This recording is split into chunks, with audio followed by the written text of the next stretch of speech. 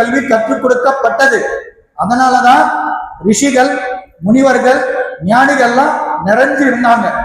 ஆனால் தற்போதைய பாடத்திட்டத்தை அடியேன் குறை சொல்லவில்லை. காலம் எப்படி மாறிச்சோ அந்த மாதிரி கல்வி திட்டமும் மாறிடுச்சு.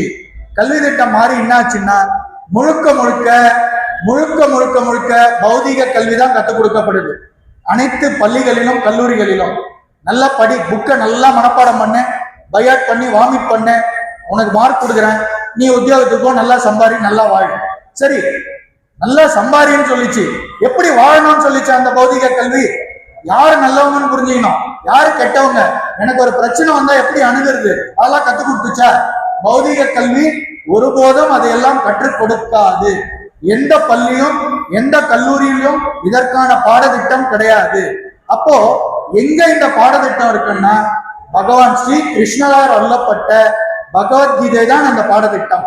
நான் எப்படி வாழணும்னா பகவத்கீதையோட உபதேசம் ஆண்டிக்கும் பொருந்தும், அம்பானிக்கும் பொருந்தும். ஆண்டி யாரு? டெய்லி யாசகம் எடுத்து ஒரு 100 ரூபாவோ 200 ரூபாவோ யாசகம் எடுத்து அன்னைக்கு பிழப்பு நடத்துற ஆண்டிக்கும் பகவத்கீதை உபதேசம் பொருந்தும். மிகப்பெரிய செல்வந்தரா கருதப்படுற அம்பானிக்கும் பகவத்கீதை உபதேசம் பொருந்தும். அதே போல ஒரு சின்ன நிறுவனத்துக்கும் பொருந்தும். ஒரு பெரிய நிறுவனம், ஒரு 50,000 பேர் வேலை செய்யக்கூடிய ஒரு நிறுவனத்தை அதனோட நிர்வாக இயக்குனர், டைரக்டர் எப்படி நிர்வகிக்கணும்ன்றதுக்கு உண்டான மேனேஜ்மெண்ட் பிரின்சிபல்ஸ், மேலாண்மை கோட்பாடுகளும் பகவத்கீதையில இடம்பெற்றிருக்கு. அதனால பகவத்கீதை இவங்களுக்கு மட்டும்தான், இவங்களுக்கு எல்லாம் கிடையாது அப்படின்னு சொல்லவே முடியாது. அதனாலதான் அடியேன் ரொம்ப சிம்பிளா சொல்லியிருக்கேன், பகவத்கீதையோட உபதேசங்கள் ஆண்டிக்கும் பொருந்தும், அம்பானிக்கும் பொருந்தும், அப்ப எல்லாருக்குமே பொருந்தும். அதனால் பகவத்கீதையினுடைய தன்னை உணர்தல்ங்கிற 2வது அத்தியாயத்தை தொடாம பகவத்கீதையை புரிஞ்சிக்கவே முடியாது. காரணம் என்னன்னா, ஆத்மாவை பத்தி, நான் யார், ஆத்மா யார், நான் இந்த உடல் அல்ல. அடியனுடைய பெயர் நந்தகுமார ஸ்ரீனிவாசதாசன். நான் பிறந்ததுக்கு அப்புறம் தான் இந்த பேர் கிடைச்சது. அதுக்கு நந்தகுமார்னு அப்பா அம்மா வச்சாங்க. பஞ்சசம்ஸ்காரம் எடுத்ததுக்கு அப்புறம் எங்க ஆச்சாரியார் சோளிங்கர் நரசிம்ம பெருமாள், ஸ்ரீ நரசிம்ம பெருமாள் வீட்டு இருக்கிற ஸ்ரீ தொட்டையாச்சாரியார் குரு பரம்பரையில அடியனுக்கு நந்தகுமார ஸ்ரீனிவாசதாசன் ஆச்சாரியார் பெயர் சூட்டினாரு. இந்த பெயரெல்லாம் எப்போ வந்தது? சமீபத்துல வந்தது. இந்த மறைவுக்கு அப்புறம் யாராவது ஆத்மா, இது நந்தகுமார் ஆத்மா, இது ஸ்ரீனிவாசன் ஆத்மா, இது சுகுமார் ஆத்மா, இது கேசவன் ஆத்மான்னு சொல்ல முடியுமா? கிடையாது. ஆத்மாக்கு பேரு கிடையாது, ஆத்மாக்கு பேரு கிடையாது. அப்போ இந்த நந்தகுமார் என்ற பெயர் இந்த உடலுக்கு தான். ஏன்னா இங்க இருக்கிற பல கோடி மக்கள்ல ஏ இங்க வா, பி இங்க வா, சி இங்க வான்னு கூட முடியாது. ஒவ்வொருத்தருக்கும் ஒரு அடையாளம் வேணும், அதுக்காக பெயர் சூட்டப்படுது. அந்த பெயர் எது வரைக்கும்னா பிறப்புல இருந்து இறப்பு வரைக்கும் தான். அந்த இறப்பு முடிஞ்ச உடனே அந்த பெயர் முடிஞ்சிருக்கு, அந்த ஆத்மா அந்த உடலை விட்டு வெளியில போயிடுது.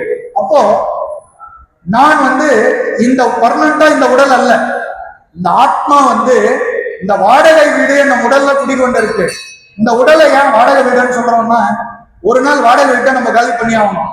ஒன்னு ஹவுஸ் ஓனர் ரெண்ட் ஏற்றிடுவாரு, இல்ல காலி பண்ண சொல்லிடுவாரு, இல்ல நம்ம வேற ஊருக்கு டிரான்ஸ்பர் ஆயிடுவோம், இல்ல நம்மளால ஏதோ ஒரு சந்தர்ப்பத்துல வாடகை வீடு என்னைக்குமே டெம்பரவரி தான். ஏதோ 1 வருஷமோ 2 வருஷமோ இருக்க போறோம், இல்ல ஒரு 5 வருஷம் இருப்போம். எப்படி ஒரு வாடகை வீடு பர்மனன்ட் இல்லையோ, இந்த உடலும் ஒரு வாடகை வீடு தான். காரணம் என்னன்னா, ஆத்மாங்கிற ஓனர், ஆத்மா இந்த வாடகை வீட்டை ஒரு நாள் காலி பண்ணிடும், ஒரு நாள் காலி பண்ணி வெளியில போயிடும். அப்போ இந்த உடல் வாடகை வீட்டுக்கு ஒப்பிடப்படுது. அப்போ நான் யாருன்னா, உண்மையில் நான் இந்த உடல் அல்ல, நான் ஆத்மா. நான் என்ன பாவ புண்ணிய கர்மங்களை செய்யறனோ அதை வச்சுதான் அடுத்தடுத்த பிறப்பு தீர்மானிக்கப்படுது. அடுத்த பிறப்பு இந்த மானிட பிறப்பா இருக்கும்ன்றதுக்கு எந்தவித நிச்சயமும் கிடையாது. அப்ப எதை வச்சு அது தீர்மானிக்கப்படுதுன்னா, இங்க செய்யற பாவ புண்ணிய கர்மங்களை வச்சுதான். நல்லது செஞ்சா நல்லதே நடக்கும், ரிவர்ஸ்ல செஞ்சா ரிவர்ஸ் தான் நடக்கும். அது என்னன்றது அடியார்களுக்கே புரியும். அதனால் எனக்கு எதுக்காக இந்த பிறப்பு அருளப்பட்டது அப்படிங்கிறது கீதையில ஆத்மாவை பத்தி பகவான் தெளிவா சொல்றார். பகவத்கீதையோட 2வது அத்தியாயம் 72 ஸ்லோகங்களை உள்ளடக்கியது. பகவத்கீதையோட 2 அத்தியாயம் தான் அதிக ஸ்லோகங்களை கொண்டது. 700 ஸ்லோகம் பகவத்கீதையில இருந்தாலும் பகவத்கீதையோட 2வது அத்தியாயம் 72 ஸ்லோகம், இறுதி அத்தியாயமான 18வது அத்தியாயம், அந்த அத்தியாயத்துல 78 ஸ்லோகங்கள் இருக்கு. இது ரெண்டு தான் பெரிய அத்தியாயமே. மீதி அத்தியாயங்கள்லாம் கொஞ்சம் ஸ்லோகம்லாம் கம்மி கம்மியா தான் இருக்கும். இந்த 72 ஸ்லோகங்கள் சாங்கிய யோகம் அழைக்கப்படுகிற பகவத்கீதையோட 2வது அத்தியாயத்தை படிக்காம பகவத்கீதை யாருமே அடுத்த கட்டத்துக்கு போக முடியாது.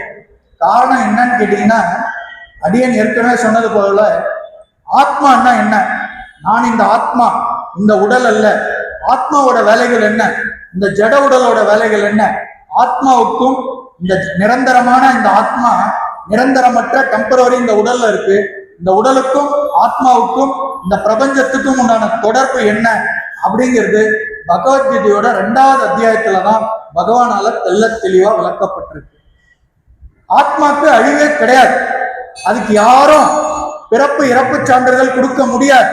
ஏன்னா எப்ப பறந்துச்சுன்னே தெரியாது. இந்த ஜட உடலுக்குத்தான் பிறப்பு சான்றிதழ், ஜட உடலுக்குத்தான் இறப்பு சான்றிதழும். அப்படிப்பட்ட பொக்கிஷமான ஆத்மா இந்த உடல்ல இருக்கிறதுனாலதான் அடியேன் இந்த உபன்யாசம் கொடுத்துட்டு இருக்கேன், நீங்க கேட்டுட்டு இருக்கீங்க. அடியனோட உடல்ல அந்த ஆத்மா இல்லைன்னா அடியன் ஜட உடல் தான். அடியன் ஜட உடல் தான். அடிச்சாலும் தெரியாது, கிள்ளனாலும் தெரியாது, எந்த உணர்ச்சியும் இல்லை. நம்ம சாப்பிடுற பொருள் ஜீர்ணிக்கிறதுக்கு, நம்ம பார்க்கறதுக்கு, நம்ம கேட்கறதுக்கு, நம்ம சுவாசிக்கிறதுக்கு, நம்ம நடக்கிறதுக்கு, நம்ம தூங்கறதுக்கு, நம்ம ஒரு வெயிட்டை தூக்கறதுக்கு, இதுக்கு எல்லாம் உண்டான சக்தி எங்கிருந்து வருதுன்னா ஆத்மால இருந்துதான் எல்லா சக்தியும் வருது. நம்ம என்ன நினைக்கிறோம்னா, நல்லா சாப்பிட்டா போதும், நல்லா சாப்பிட்டா சக்தி வந்துடும். அது இந்த ஜட உடலுக்கு உண்டான சக்தி அங்க கிடைக்கப்படுது. ஆத்மாவோட சக்தி இல்லைன்னா யாரும் இயங்கவே முடியாது. கண் பார்வை எப்படி தெரியும்? ஆத்மா கிட்ட இருந்து தான் சக்தி வருது. காது எப்படி கேட்கும்? ஆத்மா கிட்ட இருந்து தான் அதுக்கு உண்டான சக்தி வருது. இப்போ சாப்பிட்ற பொருள் எப்படி ஜீரணமாகிறது? இப்போ நம்ம நிறைய பொருளை சாப்பிட்றோம், தானியங்களை சாப்பிட்றோம், பழங்களை சாப்பிட்றோம், காய்கறிகளை சாப்பிட்றோம். இதெல்லாம் வயிறுல போகுது. வயிறுல போயிட்டு ஒரு குறிப்பிட்ட அளவுக்கு உஷ்ணம் இருந்தாதான் வயிறுல இதெல்லாம் ஜீரணிக்கும். அந்த உஷ்ண லெவல் எப்ப டவுன் ஆகுதோ அப்ப ஜீரணம் நடக்காது. உஷ்ண லெவல் எப்ப கம்மியாகுதோ அப்போ ஜீரணம் நடக்காது. அந்த உஷ்ணம் தேவையான அந்த ஈட்டு எங்கிருந்து கிடைக்குதுன்னா ஆத்மால இருந்துதான் கிடைக்கப்பெறுது. ஆத்மா தான் இந்த ஜட உடலையே இயக்குகிறது. ஆத்மா இல்லாத பட்சத்தில் இந்த ஜட உடல் இயங்காது.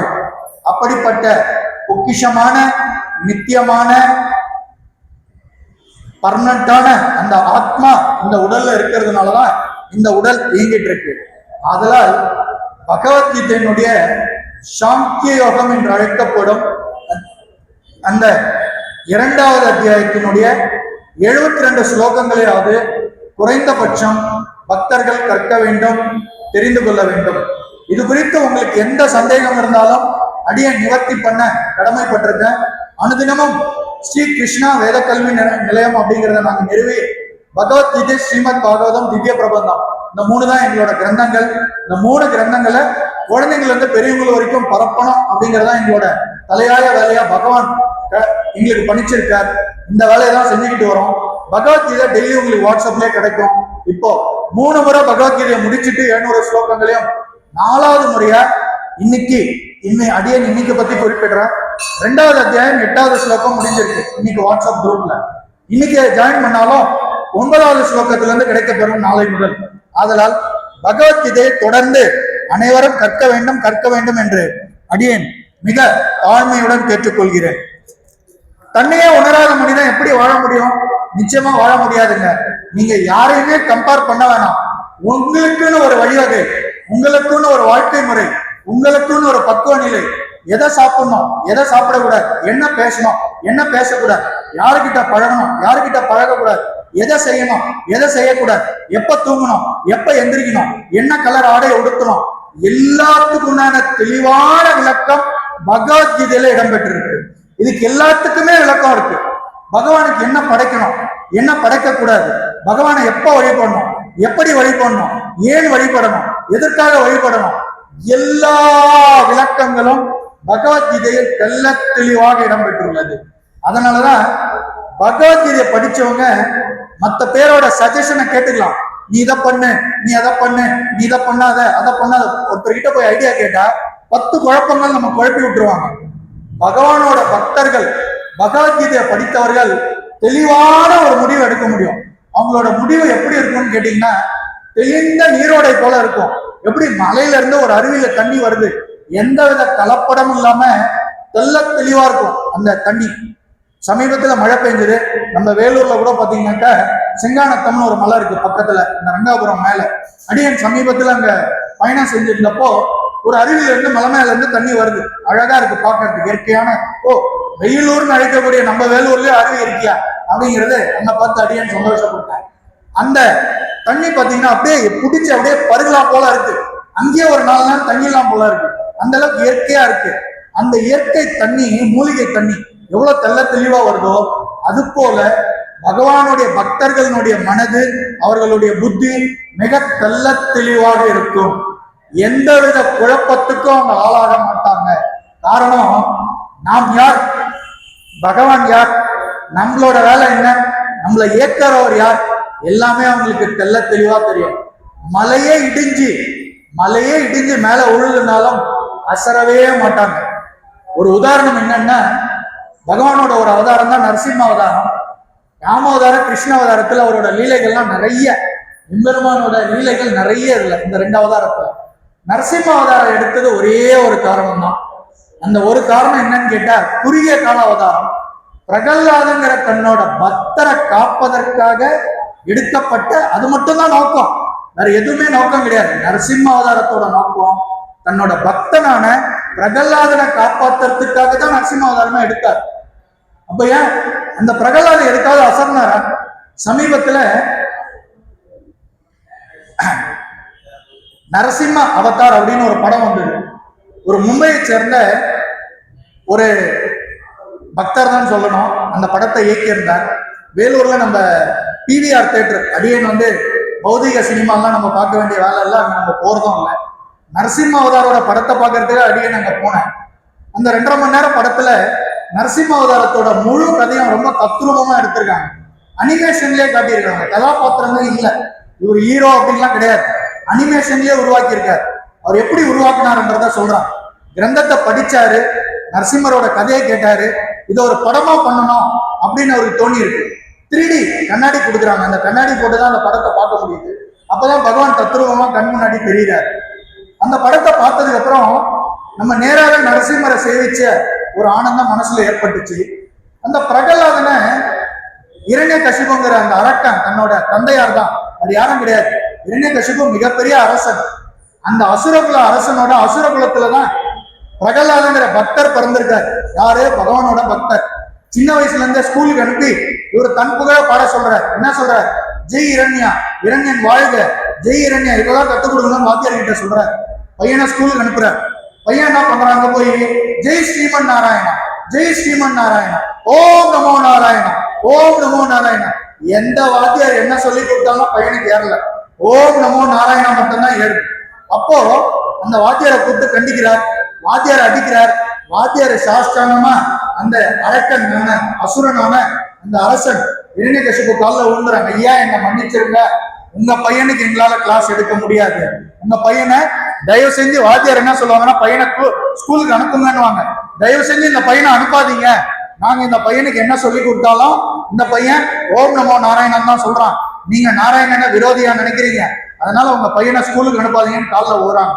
அப்போ எவ்வளவோ சொல்லி பாக்குறாங்க இரண்யன், நாராயணா சொல்லாதரா, என் நாமத்தை சொல்லிடாங்க. அந்த பையன் பக்தர், கேட்கிறாரா? கேட்கல. அவர்தான் மிகப்பெரிய பக்தர். அப்ப என்ன பண்றான்னா, இரண்யன் கடும் விஷ பாம்புகள் நிறைந்த இடத்துல தூக்கி போடுறான் குழந்தைய. ஜெய் ஸ்ரீமன் நாராயணனோட அருள் இருக்கிறதுனால அந்த பாம்பு எல்லாம் வாழ்த்துது. யார? பக்த பிரகலாதனா.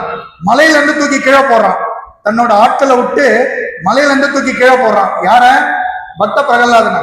அப்பயும் பகவான் ஓடோடி தன்னோட திருக்கரங்களால புடிச்சிடாரு கீழே. கல்லு கட்டி கடல்ல தூக்கி போடுறான். யார? இரண்யகசிபு பக்த பிரகலாதனன் கல்லு கட்டி தன்னோட மகனன் கூட தெரியாம பெரிய வெயிட்டான ஸ்டோனை கட்டி கடல்ல தூக்கி போடுறான்.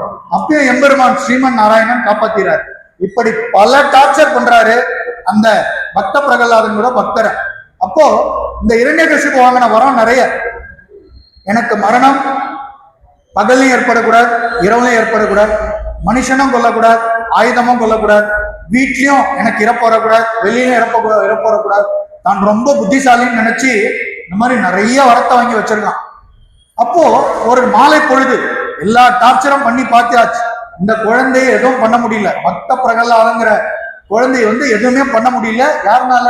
தன்னுடைய தந்தையான இரண்யகசிபுங்கிற மிகப்பெரிய அரசன், அசுர குலமே தான் அந்த குலமே. எதுவுமே பண்ண முடியல.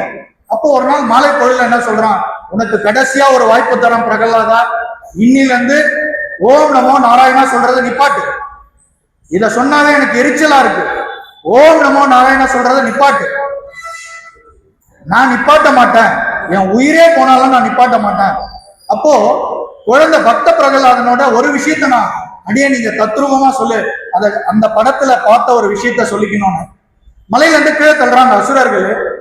அப்போ நம்ம எல்லாம் என்ன நினைப்போம், ஐயோ அம்மான்னு கத்தி கீழே விழுவோம். யாராவது அடிச்சிடறாங்க தள்ளுறாங்கன்னா ஐயோ அம்மான்னு தான் கத்துவோம். பக்த பிரகலாதன் என்ன பண்றாரு பாருங்க, தன்னோட உடலுக்கு அடிபட்டாலும் பரவாயில்ல, என்னோட மனசுல இருக்கிற பெருமாளுக்கு அடிபற்ற கூடாதுன்னு இப்படி பிடிச்சுக்கிட்டாங்க கீழே விழுற. என் பெருமாளுக்கு அடிபற்ற கூடாது, தன்னோட மனசுல குடிகொண்டிருக்கிற அந்த சாட்சாத் எம்பெருமானுக்கு ஒரு சின்ன கீரல் கூட வந்துடக்கூடாதுன்னு அந்த மலையில இருந்து கீழே தள்ளாச்சு. அப்படிதான் ஊற. அப்படிப்பட்ட பக்தரை காக்காம இருப்பாரா பகவான்? அப்போ ஒரு சாயந்தர மாலை பொழுதுல எங்கடா இருக்கான் அவன் நாராயணன் அப்படின்னு பக்த பிரகலாதன் கிட்ட அவங்க தந்தையான அசுரனான இந்த இரண்யகசிபு கேட்கிறான்.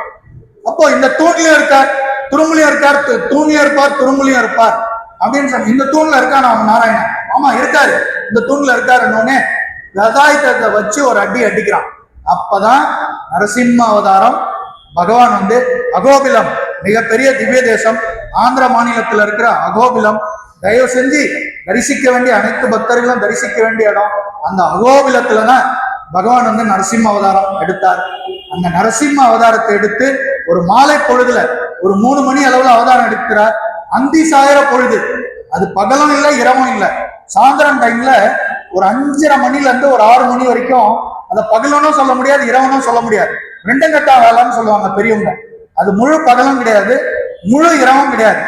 அப்ப அந்த மாதிரி ஒரு டைம்ல தான் அந்த இரண்யகசிபு பகவான் வதம் பண்றார், நரசிம்ம அவதாரம் எடுத்து வதம் பண்றார்.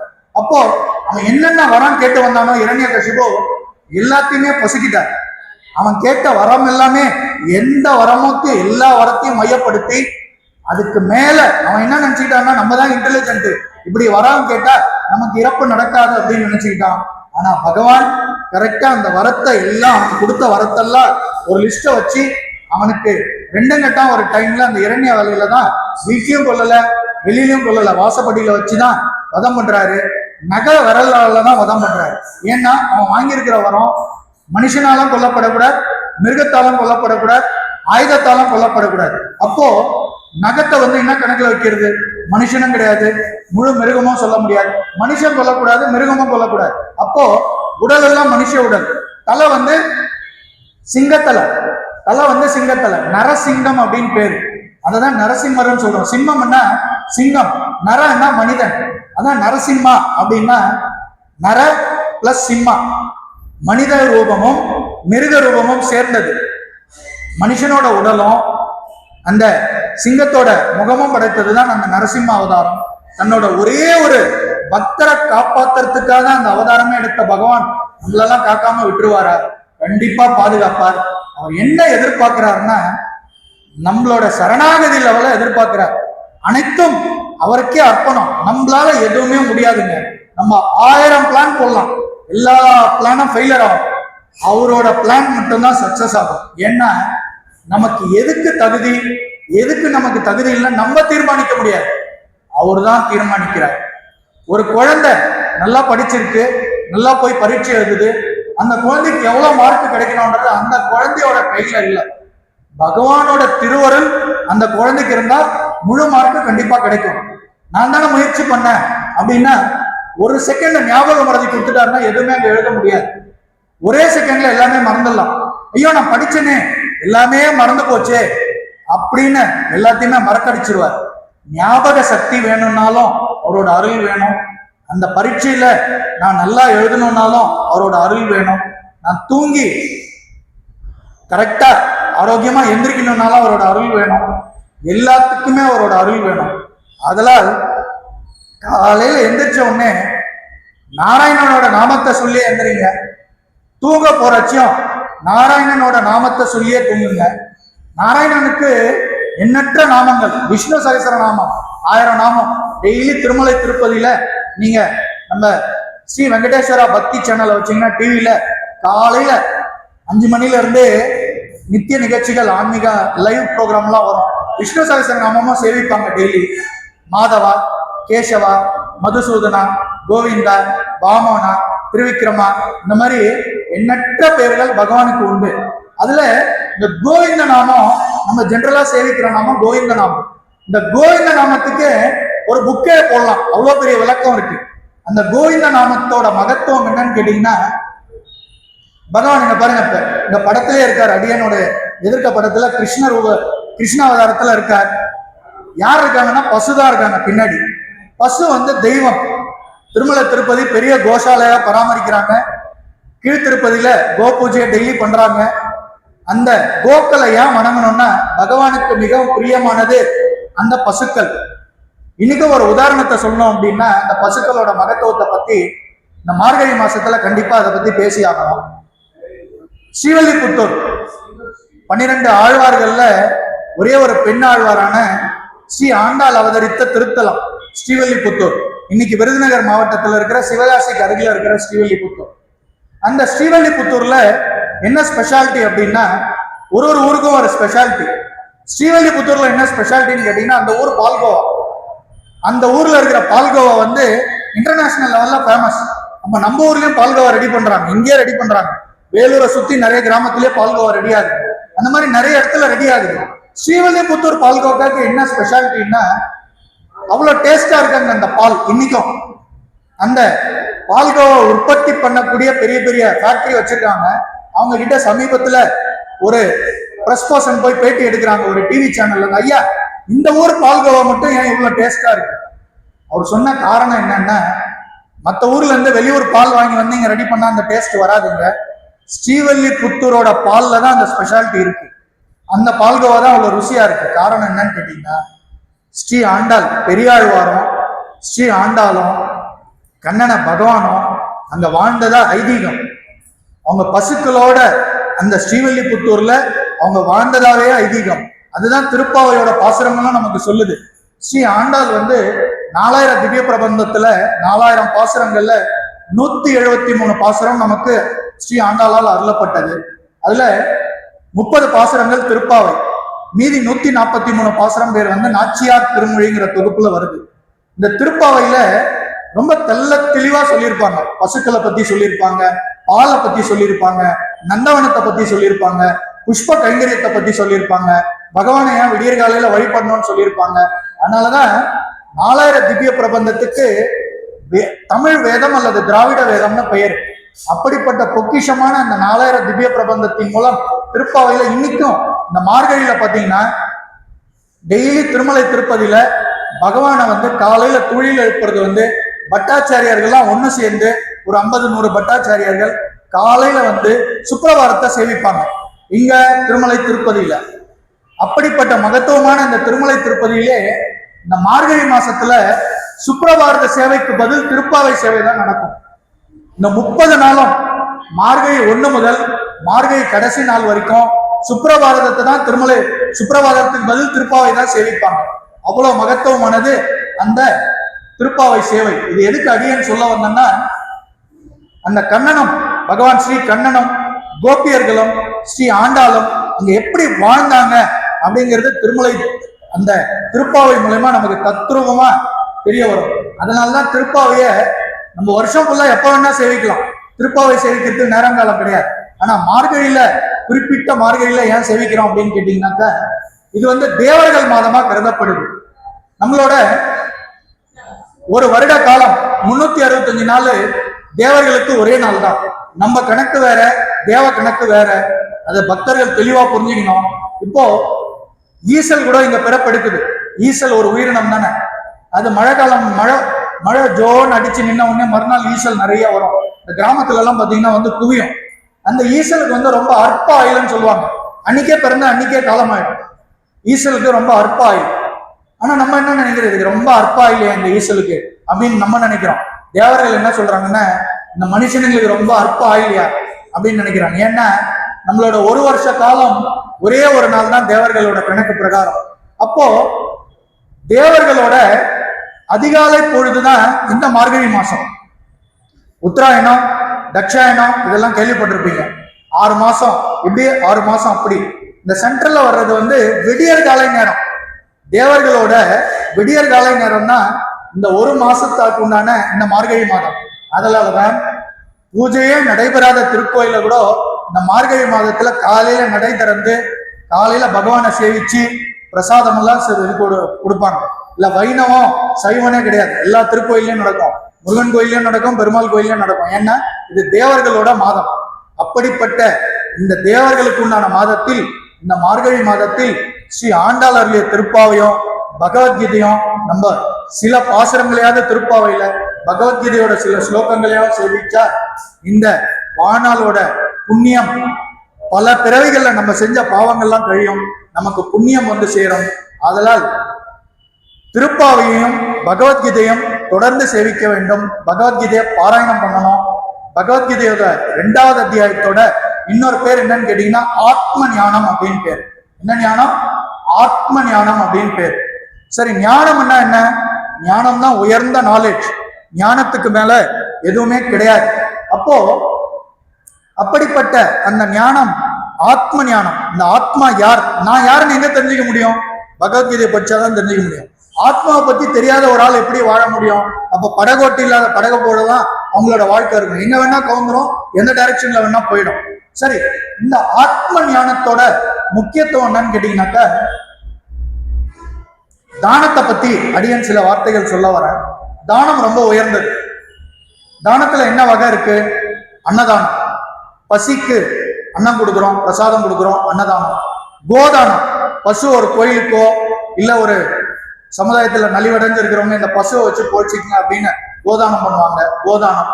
பூமி தானம் பண்றோம், பூமி தானமும் பண்றோம். அப்புறம் வஸ்திர தானம் பண்றோம். வஸ்திர தானம் பண்றோம்ல, வஸ்திர தானம், வஸ்திரங்கள்லாம் கொடுக்குறோம் எல்லாருக்கும், அதுக்கு பேர் வந்து வஸ்திர தானம். கன்னிகா தானம், ஒரு கன்னி பெண்ணை சீர்வரிசைகளோட திருமணம் செஞ்சு கொடுக்கறதுக்கு பேரு கன்னிகா தானம் பேரு, அதுவும் ஒரு தானம் தான். இப்படி பலதரப்பட்ட தானங்கள் இருக்கு. சரி, இதெல்லாம் மேம்பட்ட ஒரு தானம் இருக்கான்னு கேட்டா இருக்கு, ஆத்ம ஞான தானம். அப்ப இந்த தானம்லாம் தானம் கிடையாதா அப்படின்னு கிடையாது. இந்த தானங்கள்லாம் இந்த உடலோட சம்பந்தப்பட்டது. நீங்க எனக்கு வஸ்திரம் கொடுத்தா ஒரு 6 மாசமோ 1 வருஷமோ தான் நான் யூஸ் பண்ண முடியும். ஒண்ணு கிழிஞ்சிடும் இல்ல பழசாயிடும். நீங்க எனக்கு அன்னதானம் பண்ண இந்த வேலைக்கு தான், அது அடுத்த வேலைக்கு சேர்த்து நான் சாப்பிட்டுட்டு போக முடியாது. அந்தந்த வேலைக்கு என்னவோ அதை தான் சாப்பிட முடியும். சரி, கண் தானம் பண்றாங்க. இந்த மானிட பிறப்பு இருக்கிற வரைக்கும் தான் அந்த தானம். இந்த மாதிரி எல்லா தானத்துக்கும் ஒரு டைம் இருக்கு. ஆத்ம ஞான தானம் எப்பயுமே, ஆத்ம ஞான தானத்துக்கு அழிவு இல்லை. ஆத்ம ஞான தானம் என்ன சொல்லுதுன்னா, நீ யாருன்றதை கத்துக் கொடுக்குது, அந்த பிறவியே மேம்பட வைக்குது.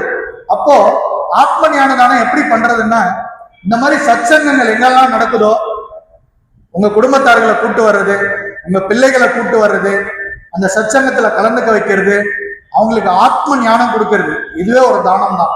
இது மிகப்பெரிய தானம். அதனால யாருக்கு இன்ட்ரெஸ்ட் இருக்கோ, இன்ட்ரெஸ்ட் இல்லாதவங்கள விட்டுருவோம். யாரு பகவானை பத்தி 4 வார்த்தை தெரிஞ்சுக்கணும்னு நினைக்கிறாங்களோ அவங்க கிட்ட எடுத்து சொல்லுங்க. இங்கனே கிடையாது, குறைஞ்சபட்சம் வாரத்துல அனுதினமும் போக முடியலனாலும் ஒரு 2-3 நாளாவது பகவானை போய் சேவிக்கணும். பகவானோட திருக்கோயிலுக்கு போகணும், பகவானை சேவிக்கணும். குறிப்பிட்டு சொன்னோம்னா சனிக்கிழமைகள்ல, ஏகாதசி நாள்ல, திருவோண நட்சத்திரம், இன்னைக்கு திருவோண நட்சத்திரத்துல பகவானை சேவிக்கிறது, இந்த மாதிரி பகவானுக்குன்னு பாத்தியப்பட்ட சில முக்கிய விரத நாட்கள்லாம் இருக்கு. ஏகாதசி நாள்ல நீங்க வந்து அவரை சேவிக்கிறீங்க அப்படின்னா, நீங்க ஒரு ஸ்லோகம் பாராயணம் பண்றீங்கன்னா கூட, ஏகாதசினோட பவர் என்னன்னு கேட்டீங்கன்னா, நம்மளோட முன்ஜென்ம பாவங்கள் எல்லாம் நீக்கக்கூடிய. அவர் என்ன சொல்றாருன்னா, கீதையோட ஒரு ஸ்லோகத்துல தெளிவா சொல்றார். கீதையோட 9வது அத்தியாயம் 26வது ஸ்லோகம், பத்திரம் புஷ்பம் பலம் தோயம் யோமே பக்தியா பிரயச்சதி ததகம் பக்திய பகிருதம் அஷ்னாமி பிரயத்தாத்மனக. அப்படின்னா பத்திரம் புஷ்பம் பலம் தோயம். பத்திரம்னா துளசி இலை. ஏன்னா ஸ்ரீ வைணவத்தோட மிகப்பெரிய பொக்கிஷமான இது என்னன்னு கேட்டீங்கன்னா துளசி. துளசிக்கு சர்வரோக நிவாரணின்னு பேரு. துளசி வந்து நம்மளோட பாவங்களை போக்கக்கூடியது. துளசி வந்து மாதா தாயாரா தான் வழிபடுறோம். அப்படிப்பட்ட துளசி இல்லாம ஸ்ரீவைணவத்துல எந்த விழாவுமே இருக்காது. பகவானுக்கு நீங்க எவ்வளவு மலர்களை வச்சு அலங்கரிச்சாலும் துளசி இல்லாம பகவானோட அலங்காரமோ பகவானோட நைவேத்தியமோ நடக்காது. பகவானுக்கு மிக மிக உகந்தது துளசி தேவின்னு தான் சொல்லுவோம். துளசி மாதா துளசி தேவின்னு தான் சொல்லுவோம். துளசி இல்லாத ஒரு ஸ்ரீவைணவ சம்பிரதாயமே கிடையாது. அப்படிப்பட்ட துளசி இலை பகவானுக்கு மிக பிரியமானது, பாத்தியப்பட்டது. அதான் பத்திரம்னா துளசி, புஷ்பம்னா ஏதாவது புஷ்பம், பழம்னா ஏதாவது பழ வகை, தோயம்னா சுத்த ஜலம். இந்த நாளும் பகவானுக்கு ரொம்ப பிரியம். நம்ம வீட்டுல வழிபடுறதுக்கே டெய்லி இந்த நாள் பத்திரம், புஷ்பம், பழம், தோயம். துளசி இலை, புஷ்பம், ஏதாவது பழ வகை, அது உலர் பழமும் கூட இருக்கலாம், ட்ரை கிரேப்ஸா இருக்கலாம், இது அத்திப்பழமா இருக்கலாம், இல்ல பேரிச்சம்பழமா இருக்கலாம். இந்த மாதிரி ஏதோ ஒரு பழ வகை. தோயம் சுத்த ஜலம், ஒரு எந்தவித எச்சலும் படாத சுத்த டம்ளர், அது பகவானுக்காக அர்ப்பணிக்கப்பட்டது. ஜலத்தை அதுல வச்சு அதுல துளசியில இட்டோம்னாவே எதை நம்ம பகவானுக்கு அர்ப்பணிச்சாலும் அதுல கண்டிப்பா 2 துளசி இலையாவது போடணும். ஏன்னு கேட்டா அந்த பிரசாதத்துல ஏதாவது தோஷம் இருந்தால், ஏதாவது தப்புக்கள் இருந்தால் அதை நீக்கக்கூடிய பவர் துளசிக்கு தான் உண்டு. துளசி அவ்வளவு பெரிய மகத்துவமானது. அதனாலதான் துளசிய காலில் மெச்சிடக்கூடாது. நீ ஏதாவது ஒரு ஆலயத்துல வலமுறையினா ஏதாவது துளசியில கீழப்பட்டிருந்தா முடிஞ்சா கையில் எடுத்து கால் பாதம் படாத இடத்துல அப்படி சாத்திடணும்.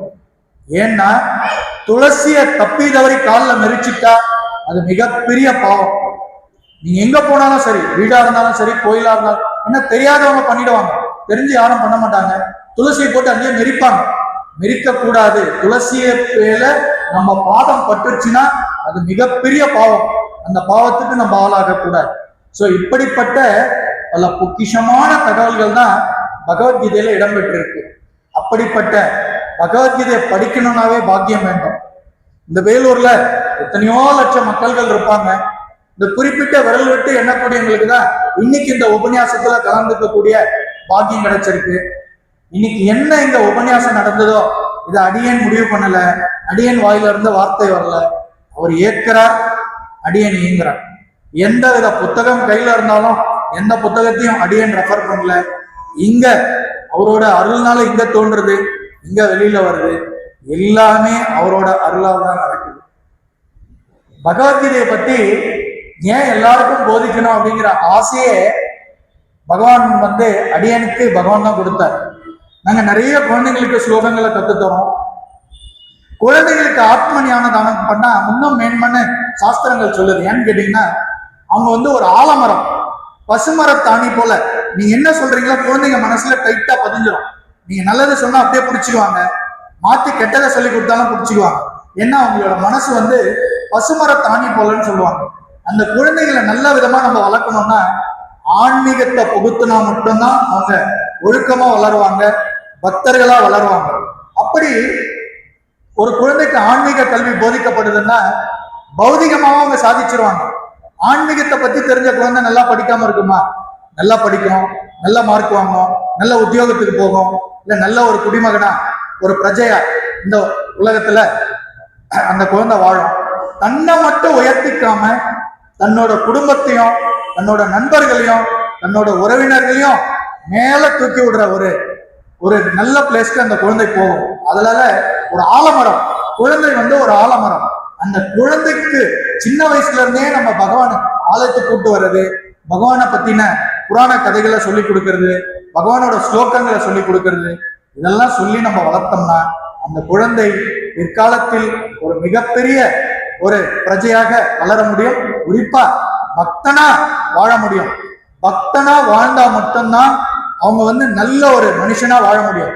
பக்தர் அல்லாதவன் வந்து அவனுக்கு எப்படி வாழணும்னே தெரியாது. அதனால் இந்த பகவத்கீதையை தொடர்ந்து படிக்க வேண்டும். திருப்பாவை இந்த 4000 திவ்ய பிரபந்தத்துல 12 ஆழ்வார்களும் தமிழ் வேதம் திராவிட வேதம் பேரு. அப்படியே உருகி உருகி பகவானோட அங்கங்கள், பகவானோட சங்கு, பகவானோட சக்கரம், பகவானோட கதாயுதம், இப்படித்தான் ஆழ்வார்களோட அந்த ஒரு அங்கமா தான் ஆழ்வார்கள் அவதரிச்சிருக்காங்க. அவங்க எல்லாம் சாதா மானிட பிறப்பு கிடையாது, சாதா மானிட பிறப்பே கிடையாது ஆழ்வார்கள்லாம். அப்படிப்பட்ட ஆழ்வார்களால அருளப்பட்டதுதான் 4000 திவ்ய பிரபந்தம். இது எப்படின்னு கேட்டீங்கன்னா, மலைத்தேன். மலைத்தேன் எப்படி சொல்றதுன்னா, இப்போ மலைத்தேன் எப்படி இருக்கும்னு ஒருத்தர் என்கிட்ட கேட்கிறாரு. நான் என்ன விளக்கம் கொடுக்கறதுன்னா, எந்த விளக்கமே நான் கொடுக்க முடியாது. காரணம் என்னன்னு கேட்டீங்கன்னா, மலைத்தேனுக்கு ஈடா இங்க என்ன இருக்கு? இந்த கடையில விற்கிற ஜாங்கிரி, அந்த கடையில விற்கிற ஜிலேபி, இல்ல அந்த கடையில கிடைக்கிற அந்த ஸ்வீட் எதாவது சொல்ல முடியுமா? சொல்ல முடியாது. இதெல்லாம் சாதா சர்க்கரையில, நாட்டு சர்க்கரை இல்ல வெள்ளை சர்க்கரையில செஞ்ச ஸ்வீட். இதோட டேஸ்ட் இவ்வளவுதான். மலைத்தேன் இந்த பக்கத்துல எங்க கிடைக்குதுன்னா, நம்ம அமர்தி காட்டுக்கு மேல இருக்கிற ஜவ்வாது மலையில கிடைக்கிறதா சொல்றாங்க. என்ன பெரிய ஃபாரஸ்ட், ஜவ்வாது மலையில ஒரிஜினல் மலைத்தேன் கிடைக்கிறதா சொல்றாங்க. அந்த மலைத்தேனை ஒரு சொட்டு ருசிச்சவங்க, ஒரு சொட்டு நாட்டுல மலைத்தேனை ருசிச்சவங்க அடுத்த டேஸ்ட்டுக்கு போக மாட்டாங்க. அடுத்த தேன் அவங்களுக்கு தேனா தெரியாது. ஏன்னா உயர்ந்த தேன் அந்த மலைத்தேன் தான். நேச்சுரலா கிடைக்கணும், கலப்படம் ஆகிடக்கூடாது, நேச்சுரல் தேனா கிடைக்கணும். அப்படிப்பட்ட மலைத்தேனோட ருசிக்கு இந்த பகவானோட பக்தர்களோட ருசியை சொல்லலாம். ஏன்னா இதுதான் ஹையர் டேஸ்ட். பகவானோட பக்தனா மாறுறதுதான் பெரிய ருசி. இந்த ருசியை கண்டுட்டவங்க, பகவானோட பக்தரா மாறிட்டவங்க கீழே இறங்கவே மாட்டாங்க. ஏன்னா பக்தருக்கு என்ன நடக்கும், பகவானுக்கும் தனக்கும் பந்தம் என்னன்றத அவங்க தத்ரூபமா புரிஞ்சுக்கிட்டாங்க. அவங்க ஒரு நாளும் கீழே இறங்க மாட்டாங்க. என்னைக்கும் எற்றைக்கும் 7 பிறவிக்கும், திவ்ய பிரபந்தத்தோட பாசுரம், எற்றைக்கும் 7 பிறவிக்கும் நான் எத்தனை பிறவி எடுத்தாலும், எத்தனை ஜென்மம் எடுத்தாலும் உன்னோட பாதத்துக்கு சேவை செய்யக்கூடிய பாக்கியத்தை மட்டும் கொடு பகவான். வேற எதுவுமே எனக்கு வேணாம். வேற சொத்தோ சுதந்திரமோ வேற பந்தமோ வேற ஆசையோ எனக்கு வேண்டாம். உன்னுடைய திருக்கமல பாதங்களுக்கு சேவை செய்யக்கூடிய அந்த பாக்கியம் கிடைச்சா போதும்னு அவனோட திருவருள நாடி வேண்டாம் இல்லைங்களா? அப்படிப்பட்ட நினைப்பு எப்போ வரும்னா, உயர்ந்த பக்தனுக்கு மட்டும்தான் அது வரும். அதுதான் இது மலைத்தேனோட ருசி. மலைத்தேனை ருசிச்சவங்க எப்படி அடுத்த தேனை தேனா நினைக்க மாட்டாங்களோ, அந்த மாதிரி பகவானோட அந்த திவ்ய நாமத்தை ருசிச்சவங்க, பகவானோட பக்தனா வாழறவங்க ஒரு நாளும் கீழே இறங்க மாட்டாங்க. அவங்களோட வாழ்க்கை தரமே வேற, அவங்களோட வாழ்க்கை லெவலே வேற. அதுக்காக அவங்க கிட்ட நிறைய பணம் இருந்தாலும் அப்படின்னு கிடையாது. பக்தனா மாறுறதுக்கு ஆணோ பெண்ணோ ஜாதியோ மதமோ பணக்காரனோ ஏழையோன்றது பேதம் கிடையாது. என்ன ஒன்னே ஒண்ணு வேணும்னா மனசு மட்டும்தான் வேணும். நான் உன்னுடைய பக்தன், எனக்கு அருள வேண்டியது உன்னை விட்டா எனக்கு வேற கதி கிடையாது, வேற எனக்கு யாருமே கதி கிடையாது அப்படின்னு சரணாகதி ஆயிட்டா அவரு நமக்கு பரிபூர்ணமா அருளாசி வழங்குவார். அப்படிப்பட்ட மேன்மையான எம்பெருமான் ஸ்ரீமன் நாராயணன் கிருஷ்ண அவதாரத்தில் அருளிய அந்த பகவத்கீதையினுடைய இன்றைய நாள் உபன்யாசம் நேரத்தை கருதி இன்றைய தினம் இனிதே நிறைவடைகிறது. நாளைய தினம் இந்த 2வது அத்தியாயத்தில் ஆத்மாவை பத்தி என்னென்ன சொல்லியிருக்காருன்னு ஸ்லோகம் வாயிலா பார்க்கலாம். அடுத்த நாள்ல இன்னும் கொஞ்சம் டீட்டெயிலா பகவத்கீதையை பார்க்கலாம். இந்த கிரந்தங்களும் பகவத்கீதையும் ஒரு சின்ன எக்ஸாம்பிள் மட்டும் சொல்லி அப்படியே நிறைவு செய்யறேன். இதை படிக்கிறதுக்கே பாக்கியம் வேணும்னு சொல்லியிருக்கேன். ஒருத்தருக்கு 20 வயசுல ஞானம் வரும், ஒருத்தருக்கு 50 வயசுல வரும், ஒருத்தருக்கு 70 வயசுல வரும், ஒருத்தருக்கு வராமையே போயிடும். எத்தனையோ பேரு 80 வயசுல கூட இது ஏன் சொத்து, இது ஏன் வீடு, இது ஏன் காரு, இது ஏன் பங்களான்றான். ஐயா, எதுவுமே உங்களுக்கு கிடையாதுங்க, எல்லாம் அவரு போட்ட பிச்சை. யார் போட்ட பிச்சை? பகவான் அருள்னது. ஒரு க்ஷணமே ஆண்டியா அம்பானி ஆக்கிடுவார், அம்பானியா ஆண்டி ஆக்கிடுவார். புரிஞ்சுதுங்களா? பகவானோட அருள் இல்லாம எதுவும் நடக்க போறது இல்லை. அப்போ இந்த ஞானம் எந்த வயசுல கிடைக்குதோ, உண்மையான ஞானம் எதுன்னு கேட்டா, நம்ம எதுவுமே பண்ணல, நம்மளை ஏற்கிறவர் எல்லாம் அவர் தான் அப்படின்னு எப்போ நம்ம பரிபூர்ணமா நினைக்கிறோமோ அப்ப பக்தனுக்கு உண்டான தகுதிக்கு நம்ம வந்துட்டோம்.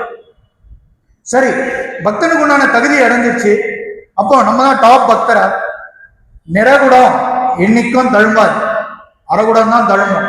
எந்த பக்தரும் நான் தான் உயர்ந்த பக்தர் அப்படின்னு யாராவது சொல்றாங்கன்னா அவங்க பக்தியோட படிக்கே இன்னும் வரலன்னு அர்த்தம். அப்போ அடியனுக்கும் அடியன், தாசனுக்கும் தாசன்.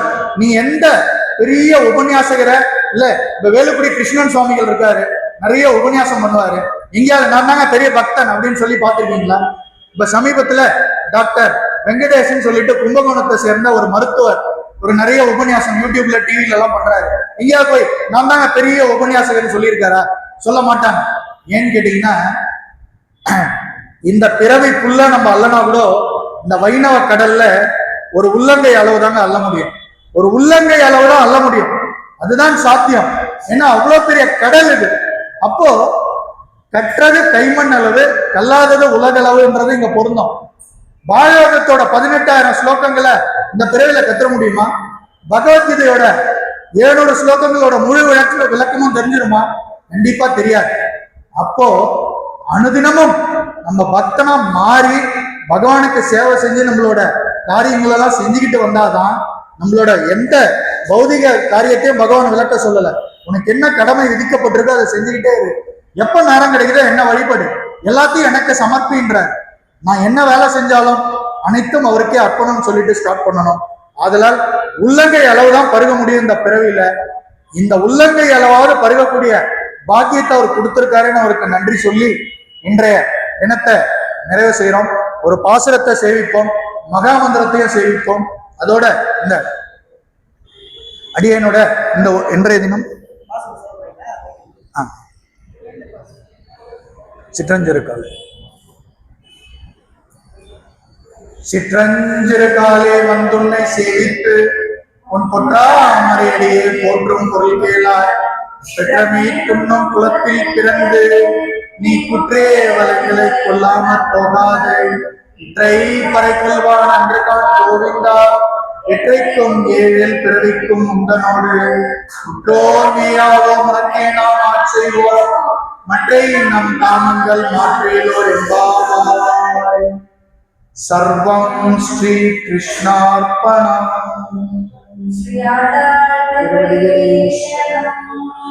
மகாமந்திரம் சேவிச்சலாம். மகாமந்திரம் சேவிக்கலாங்களா? ஹரே ராம ஹரே ராமா ஹரே ராம ஹரே ராமா ராம ராம ஹரே ஹரே ஹரே கிருஷ்ண கிருஷ்ண கிருஷ்ண கிருஷ்ண ஹரே ஹரே ஹரே ராம ராமா ராம ராம ஹரே ஹரே ஹரே கிருஷ்ண கிருஷ்ண கிருஷ்ண கிருஷ்ண ஹரே ஹரே ஹரே ராம ராமா ராம ராம ஹரே ஹரே ஹரே கிருஷ்ண கிருஷ்ண கிருஷ்ண கிருஷ்ண ஹரே ஹரே ஹரே கிருஷ்ணா ஹரே ராமா சர்வம் ஸ்ரீ கிருஷ்ணார்ப்பணம். ஜெய் ஸ்ரீமன் நாராயணா. ஜெய் ஸ்ரீமன் நாராயணா. ஜெய் ஸ்ரீமன் நாராயணா. நன்றி, வணக்கம். இந்த உபன்யாசத்தை இங்கே நிகழ்த்துவதற்கு வாய்ப்பு வழங்கிய ஸ்ரீ திருமலை திருப்பதி தேவஸ்தானத்தினுடைய ஸ்டாஃப் திரு கணேசன் அவர்களுக்கும், பட்டாச்சாரியாருக்கும், திரு கோதண்டபாணி இந்த மைக்கெல்லாம் செட் பண்ணி கொடுத்த அனைவருக்கும், நம்முடைய செக்யூரிட்டி ஆபீசர் அவர்களுக்கும், பகவானுடைய திவ்ய திருவருளால் தான் இது அரங்கேறியது. மீண்டும் இந்த உபன்யாசம் நாளை 6 மணியிலிருந்து மாலை 6 மணியிலிருந்து 7:30 மணி வரை நடைபெறும் என்று தெரிவித்துக் கொண்டு விடைபெறுகிறேன். அடியேன் நந்தகுமார ஸ்ரீனிவாசதாசன், ஸ்ரீ கிருஷ்ணா வேத கல்வி நிலையம், காட்பாடி, வேலூர். மிக்க நன்றி. சர்வம் ஸ்ரீ கிருஷ்ணார்ப்பணம். ஜெய் ஸ்ரீமன் நாராயணன். ஜெய் ஸ்ரீராம். ஜெய் ஸ்ரீராம். ஜெய் ஸ்ரீராம்.